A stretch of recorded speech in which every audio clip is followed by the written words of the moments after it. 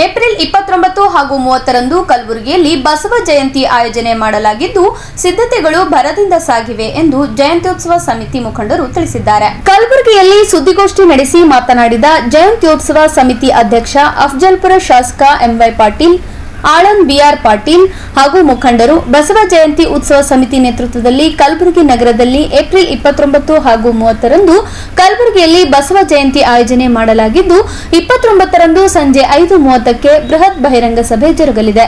April 30ರಂದು ಬೆಳಗ್ಗೆ 8 ಗಂಟೆಗೆ ಶಟಸ್ಥಲ ಧ್ವಜಾರೋಹಣ, ಶ್ರೀ ಬಸವೇಶ್ವರ ಮೂರ್ತಿಗೆ ಗೌರವಾರ್ಪಣೆ, ವಿಶೇಷ ಉಪನ್ಯಾಸ ಕಾರ್ಯಕ್ರಮ ಹಾಗೂ ಸಂಜೆ 4 ಗಂಟೆಗೆ ಸಾಂಸ್ಕೃತಿಕ ಮೆರವಣಿಗೆ ಜರುಗಲಿದೆ ಎಂದು ತಿಳಿಸಿದರು. ಪತ್ರಿಕಾಗೋಷ್ಠಿ ನಿಮಿತ್ತ ಈ ಒಂದು ಪತ್ರಿಕಾಗೋಷ್ಠಿಯಲ್ಲಿ ಆಗಮಿಸಿದಂಥ ಜಿಲ್ಲೆಯ ಎಲ್ಲ ಪತ್ರಿಕಾ ಮಾಧ್ಯಮ ಬಂಧುಗಳಿಗೆ ನಮ್ಮ ಶರಣಾರ್ಥಿಗಳು. ವಿಶೇಷವಾಗಿ ಈ ಬಾರಿ ಬಸವ ಜಯಂತಿ ಉತ್ಸವ ನಿಮಿತ್ತ ಈ ಒಂದು ಪತ್ರಿಕಾಗೋಷ್ಠಿಯಲ್ಲಿ ವೇದಿಕೆ ಮೇಲೆ ಉಪಸ್ಥಿತರಿರುವ ನಮ್ಮ ಸಮಾಜದ ಹಿರಿಯರು ಮತ್ತು ಅಫಜಲ್ಪುರ ಮತಕ್ಷೇತ್ರದ ಹಿರಿಯ ಶಾಸಕರು ಮತ್ತು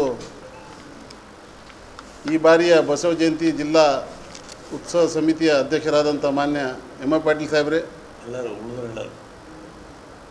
ಅದರ ಜೊತೆಯಲ್ಲಿ ಬಂದಂಥ ಎಲ್ಲ ವೇದಿಕೆ ಮೇಲೆ ಇದ್ದಂಥ ಸಮಾಜದ ಎಲ್ಲ ಹಿರಿಯ ಶಾಸಕರು, ಮಾಜಿ ಶಾಸಕರು ಮತ್ತು ಎಲ್ಲ ಸಮಾಜದ ಗಣ್ಯಮಾನ್ಯರಿಗೆ ಸ್ವಾಗತವನ್ನು ಬಯಸುತ್ತಾ,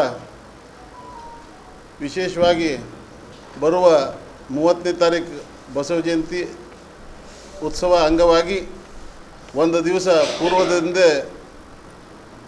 ಅಪ್ಪ ಜಾತ್ರಾ ಮೈದಾನದಲ್ಲಿ ಒಂದು ವೀರಶೈವ ಲಿಂಗಾಯತದ ಬೃಹತ್ ಸಭೆ ನಡೆಯಲಾಗಿದೆ. ಅದರ ಅಂಗವಾಗಿ ಬಸವ ಜಯಂತಿ ಅಂಗವಾಗಿ ಈಗ ಮಾನ್ಯ ಅಧ್ಯಕ್ಷರು ಪತ್ರಿಕಾಗೋಷ್ಠಿ ಉದ್ದೇಶಿಸಿ ಮಾತಾಡಬೇಕಂತ ನಾನು ವಿನಂತಿ ಮಾಡ್ತೀನಿ. ಮುಖಂಡರೇ ಮತ್ತು ಮಹಾಸಭಾದ ಅಧ್ಯಕ್ಷರಾದ ಜಿಲ್ಲಾಧ್ಯಕ್ಷರಾದ ಮೋದಿಯವರೇ ಮತ್ತು ಮಾಧ್ಯಮದ ಎಲ್ಲ ನನ್ನ ಆತ್ಮೀಯ ಬಂಧುಗಳೇ, ಈಗಾಗಲೇ ನಮ್ಮ ಮಹಾಸಭಾದ ಅಧ್ಯಕ್ಷರು ಪತ್ರಿಕಾಗೋಷ್ಠಿ ಕರೆದ ಬಗ್ಗೆ ಹೇಳಿದ್ದಾರೆ. ನಾನು ಕೂಡ ತಮ್ಮಲ್ಲಿ ವಿನಂತಿ ಮಾಡೋದೇನಂತಂದರೆ, ಈ ಏನು ಬಸವ ಜಯಂತಿ ಕಾರ್ಯಕ್ರಮ ಇದೆ, ಇದು ವಿಶಿಷ್ಟವಾಗಿ ಮಾಡಬೇಕು ಅನ್ನೋ ಉದ್ದೇಶದಿಂದ ನಾವು ಈ ಕಾರ್ಯಕ್ರಮವನ್ನು ಹಮ್ಮಿಕೊಂಡಿದ್ದೀವಿ.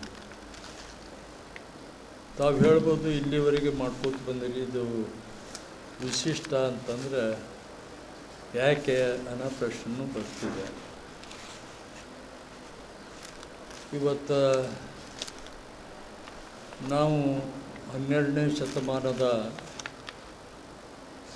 ಶರಣರ ಮತ್ತು ಬಸವ ಅಭಿಮಾನಿಗಳ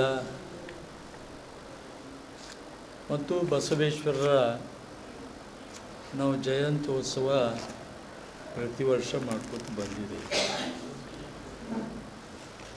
ಮೊದಲು ನಮಗೆ ಶರಣರ ಚಳವಳಿ ಆದಮೇಲೆ, ಬಸವ ಕಲ್ಯಾಣದಲ್ಲಿ ಚಳವಳಿ ಆದಮೇಲೆ ಎಲ್ಲರೂ ಶರಣರು ಮತ್ತು ಅಭಿಮಾನಿಗಳು ದಿಕ್ಕಾಪಾಲಾಗಿ ಹೋಗ್ಬಿಟ್ಟು ನಮಗೆ ಮುಂದೆ ಅವರ ವಚನ ಸಾಹಿತ್ಯ ಕೂಡ ನಮಗೆ ಬಹಳ ದಿವಸದವರೆಗೆ ಸಿಗಲಿಲ್ಲ. ಅವಾಗ ನಾವು ಬಸವ ಜಯಂತಿ ಆಚರಣೆ ಯಾವ ರೀತಿ ಮಾಡ್ತಿದ್ದೀವಿ ಅನ್ನೋದು, ನಾವು ಚಿಕ್ಕವರಿದ್ದಾಗ ಕೂಡ ಬಸವ ಜಯಂತಿ ಕಾರ್ಯಕ್ರಮ ಮಾಡ್ತಿದ್ದೆವು. ಎತ್ತಿನ ಮೆರವಣಿಗೆ ನಡೀತಿತ್ತು. ಆದರೆ ಇವತ್ತು ದಿನ ಕಳೆದಂತೆ ನಮ್ಗೆ ಇವತ್ತು ಶರಣರ ವಚನಗಳು ಸಿಕ್ತು. ಬಸವಣ್ಣನವರ ಏನು ಅನುಭವ ಮಂಟಪದಲ್ಲಿ ಯಾರ್ಯಾರು ಶರಣರಿದ್ದರು, ಯಾವ ತತ್ವದ ಮೇಲೆ ಆ ಅನುಭವ ಮಂಟಪದಲ್ಲಿ ಚಿಂತನೆ ಮಂಥನೆ ಆಗ್ತಿತ್ತು ಅನ್ನೋದು ನಾವು ಎಲ್ಲ ಚರಿತ್ರೆ ಮುಖಾಂತರ ನಾವು ಕಂಡುಕೊಂಡಿದ್ದೀವಿ. ಇವತ್ತು ನಮಗೆ ಸಾಹಿತ್ಯ ಇದೆ, ತತ್ವ ಸಿದ್ಧಾಂತ ಇದೆ, ಮತ್ತು ಕಾಕತಾಳೀಯ ನ್ಯಾಯದಂತೆ ಇವತ್ತು ಏನಾಗಿದೆ ಅಂತಂದರೆ ಬಸವಣ್ಣನವರ ಮತ್ತು ಶರಣರ ವಚನಗಳನ್ನು ನಾವು ಅವಲೋಕಿಸಿದಾಗ ಡಾಕ್ಟರ್ ಬಾಬಾ ಸಾಹೇಬ್ ಬರೆದಂಥ ಏನು ಸಂವಿಧಾನ, ಅದು ಭಾರತ ಸಂವಿಧಾನ, ಅದು ಎರಡೂ ರೀತಿಯಿಂದ ಎರಡೂ ಸಂವಿಧಾನ ಮತ್ತು ಬಸವಣ್ಣವರ ಏನು ಕಾಲದಲ್ಲಿರುವಂಥ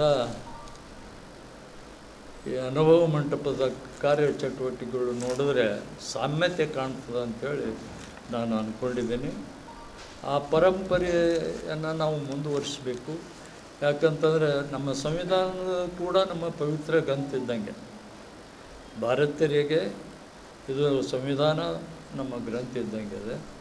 ಮತ್ತು ಬಸವಾದಿ ಶರಣರು ಮಾಡಿದಂಥ ಹೋರಾಟದ ಮುಖಾಂತರ, ಚಳವಳಿ ಮುಖಾಂತರ ಸಮಾಜದ ಪರಿವರ್ತನೆ ಮಾಡುವಂಥ ಕೆಲಸ ಬಸವಾದಿ ಶರಣರು ಮಾಡಿದ್ದು ಅವೆಲ್ಲ ಇವತ್ತು ಸಾಕ್ಷಿಯಾಗಿವೆ. ಇವತ್ತು ಕುಲಕ್ಕೊಬ್ಬ ಶರಣರನ್ನಾಗಿ ಮಾಡಿ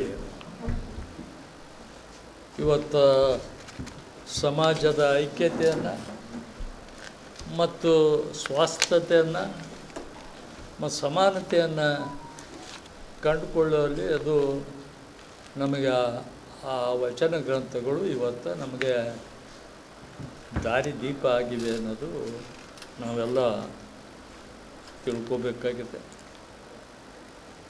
ಇವತ್ತು ಯಾಕೆ ವಿಶಿಷ್ಟವಾಗಿ ನೀವು ಇದೆಲ್ಲ ನಾವು ಅವರ ಸಾಹಿತ್ಯದಲ್ಲಿ ಓದ್ತಿದ್ದೀವಿ ಮತ್ತು ಆಚರಣೆಯಲ್ಲಿ ಮಾಡ್ತಾಯಿದ್ದೀವಿ ಅಂತ ಅನ್ಬೋದು. ಆದರೆ ಇತ್ತೀಚಿನ ದಿನಗಳಲ್ಲಿ ವೀರಶೈವ, ಲಿಂಗಾಯತ ಮತ್ತು ಕಾಯಕ ಶರಣರು ಇದ್ದರೂ ಕೂಡ ಇವತ್ತು ನಾವು ಚದುರಿ ಹೋಗಿದ್ದೇವೆ. ಯಾಕೆ ಚದುರಿ ಹೋಗಿದ್ದೇವೆ ಅಂತಂದರೆ ಸರ್ಕಾರ ಜನ ಅಭಿವೃದ್ಧಿ ಕೆಲಸಕ್ಕಾಗಿ ಮೀಸಲಾತಿ ಕೊಟ್ಟಿದ್ದರಿಂದ ಇವತ್ತು 3 ಕೋಟಿ ಜನಸಂಖ್ಯೆ ಇರುವ ವೀರಶೈವ ಲಿಂಗಾಯತ ಸಮಾಜ ಇವತ್ತು 60 ಲಕ್ಷಕ್ಕೆ ಬಂದಿದೆ. ಅವರು ನಮ್ಮಿಂದ ದೂರ ಆಗಲಿಕ್ಕೆ ಬೇರೆ ಕಾರಣ ಏನಿಲ್ಲ, ಸವಲತ್ತು ಸಿಗ್ತದೆ ಅಂತೇಳಿ ಅವರು ಬೇರೆ ಆಗಿದ್ದಾರೆ. ಇನ್ನೂವರೆಗೆ ಲಿಂಗವನ್ನು ಆಯತ್ತು ಮಾಡ್ಕೊತಿದ್ದಾರೆ. ಅವರು ಯಾರು ಲಿಂಗ ಆಯತ್ತು ಮಾಡ್ತಾರೋ ಎಲ್ಲರೂ ಲಿಂಗವಂತರು, ಲಿಂಗಾಯತರು, ವೀರಶೈವರು ಅಂತೇಳಿ ಶರಣರು ಹೇಳಿದ್ದಾರೆ, ಬಸವಣ್ಣವರು ಹೇಳಿದ್ದಾರೆ. ಆ ರೀತಿಯಾಗಿ ಆ ಸಮಾಜ ನಾವು ಒಟ್ಟುಗೂಡಿಸಬೇಕು ಅನ್ನೋದು ನಮ್ಮ ಉದ್ದೇಶದಿಂದ ಇದೊಂದು ಕಲಬುರಗಿಯಿಂದ ಈ ಮ್ಯಾಸೇಜ್ ಎಲ್ಲ ಕಡೆ ಹೋಗಬೇಕು, ಎಲ್ಲ ಜನರಿಗೆ ಮನಕ್ಕೂ ಮುಟ್ಟುವಂಥ, ಜನಮನಗಳಲ್ಲಿ ಮುಟ್ಟುವಂಥ ಕೆಲಸ ಆಗಬೇಕು ಅನ್ನೋ ದೃಷ್ಟಿಯಿಂದ ನಾವು ಈ ಅದ್ಧೂರಿಯಾಗಿ ವಿಶಿಷ್ಟಪೂರ್ಣವಾಗಿ ಈ ಏನು ಬಸವ ಜಯಂತಿ ಆಚರಣೆ ಮಾಡಬೇಕು ಅಂತ ಹೇಳಿ ನಾವು ಹಮ್ಮಿಕೊಂಡಿದ್ದೇವೆ. ಮತ್ತು ನಮ್ಮೆಲ್ಲರಿಗೂ ಗೊತ್ತಿದೆ, ಅನೇಕ ನಮ್ಮಲ್ಲಿ ತಾತ್ವಿಕವಾದ ಭಿನ್ನಾಭಿಪ್ರಾಯಗಳು ಕೆಲವರು ಇದೆ, ಇಲ್ಲ ಅಂತ ಹೇಳೋಕ್ಕಾಗಲ್ಲ. ಆದರೆ ನಮ್ಮ ಗುರಿ ಒಂದೇ ಅದೇ, ನಾವು ವೀರಶೈವ ಲಿಂಗಾಯತ ಸಮಾಜದವರು ಎಲ್ಲರೂ ಒಂದೇ ಭಾವದಿಂದ ನಮ್ಮ ಬಸವಾದಿ ಶರಣರು ಹಾಕಿಕೊಂಡ ತತ್ವದ ಮೇಲೆ ನಡಿಬೇಕು ಅನ್ನೋದು ಎಲ್ಲರ ಉದ್ದೇಶ ಅದೇ ಇದೆ. ಕೆಲವರು ಸಂಘಟನೆಗಳು ಕಠೋರ ಸತ್ಯ ಹೇಳ್ತಾ ಇದ್ದಾರೆ, ಇವತ್ತು ಕಠೋರ ಸತ್ಯ ಅಂತಂದರೆ ಕೆಲವರಿಗೆ ಆಗೋದಿಲ್ಲ. ಈಗ ಉದಾಹರಣೆಯಾಗಿ ಒಬ್ಬ ಕುಡ್ಡ ಇರ್ತಾನೆ, ಕುಡ್ಡ ಅಂತ ಕರೆದ್ರೆ ಅವನಿಗೆ ಸಿಟ್ಟು ಬರ್ತಾನೆ. ಅದು ಸತ್ಯನೇ, ಅವನು ಸತ್ಯ ಹೇಳ್ಯಾನದಲ್ಲ, ಸತ್ಯ ಕಠೋರ ಆಗಿದೆ, ಅದು ನೋವಾಗ್ತದೆ. ಆದ್ದರಿಂದ ಸತ್ಯ ಕೂಡ ನಯವಾಗಿರಬೇಕು ಅಂತೇಳಿ ಎಲ್ಲರೂ ಕೂಡಿದ್ದೀವಿ. ನಮ್ಮ ಎಷ್ಟೇ ವ್ಯತ್ಯಾಸಗಳಿದ್ದರೂ ಕೂಡ ನಾವು ಒಂದಾಗಿ ಮಾಡಬೇಕು ಅನ್ನೋ ದೃಷ್ಟಿಯಿಂದ ನಾವು ಈ 30ನೇ ತಾರೀಕಿಗೆ ಜಯಂತಿಯನ್ನು ಅದ್ಧೂರಿಯಾಗಿ ಮಾಡಬೇಕು. ಸುದ್ದಿಗೋಷ್ಠಿಯಲ್ಲಿ ವಿಧಾನ ಪರಿಷತ್ ಸದಸ್ಯ ಶಶೀಲ್ ನಮೋಶಿ, ಬಿಜೆಪಿ ನಗರಾಧ್ಯಕ್ಷ ಚಂದು ಪಾಟೀಲ್, ಶರಣು ಮೋದಿ ಸೇರಿದಂತೆ ವೀರಶೈವ ಸಮಾಜದ ಅನೇಕ ಮುಖಂಡರು ಹಾಗೂ ಬಸವ ಜಯಂತಿ ಸಮಿತಿ ಪದಾಧಿಕಾರಿಗಳು ಉಪಸ್ಥಿತರಿದ್ದರು.